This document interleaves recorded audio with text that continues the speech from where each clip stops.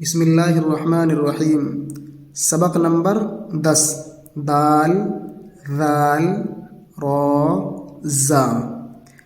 ये कहना चाह रहे हैं इस किताब को लिखने वाले कि इस सबक के अंदर हम इन 4 हर्फ से मुरक्कब बनाएंगे, यानी जो दो कलिमे हम लेकर आ रहे हैं, दो हर्फ से जो मिलकर और मिलाकर हम कलमा बना रहे हैं वो इनसे बनाएंगे, दाल से, दाल से, रा से, ज़ा से।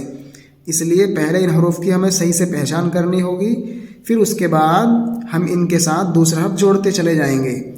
तो हमने पहले भी बतलाया था, फिर बतला रहे हैं कि सबक नंबर 3, 4, 5, 6 इन 4 सबक को हम गौर से पढ़ें, बार बार पढ़ें, ताकि हमें ये अगला सबक समझना और याद करना आसान हो जाए।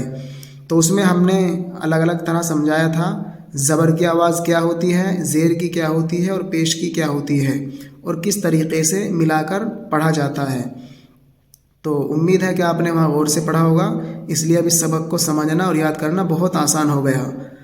तो दाल अलिफ ज़बर दा, दाल बा ज़बर दब, दाल बा ज़ेर दिब, ये तो है हिज्जो करके फिर उसका रवा। लेकिन अब हम पूरे सबक को रवा पढ़ेंगे।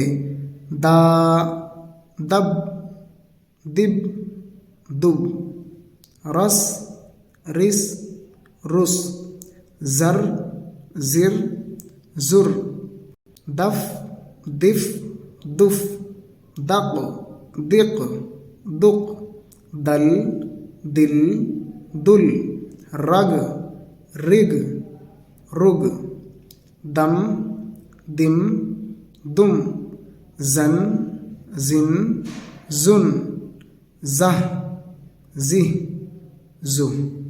अगर इस सबक को पढ़ने वाले अपने किसी भी शागिर्द को या दोस्त को या घर के किसी मेंबर को या फैमिली के किसी मेंबर को पढ़ा रहे हों, तो हम उनको नसीहत करते हैं कि वो बच्चे की पहले ही हिज्जो अच्छे से करा दें। अगर हिज्जो अच्छा कर देंगे तब इसको रवा पढ़ सकते हैं। अगर सबक नंबर 3, 4, 5, 6 अच्छे से नहीं पढ़ा होगा तो फिर इस सबक में पढ़ने में दुश्वारी होगी, दिक्कत होगी और कमज़ोरी आनी शुरू हो जाएगी। इसलिए पहले उन 4 सबक को बहुत गौर से पढ़ा जाए और बच्चे को बार बार उसको समझाया जाए और बताया जाए।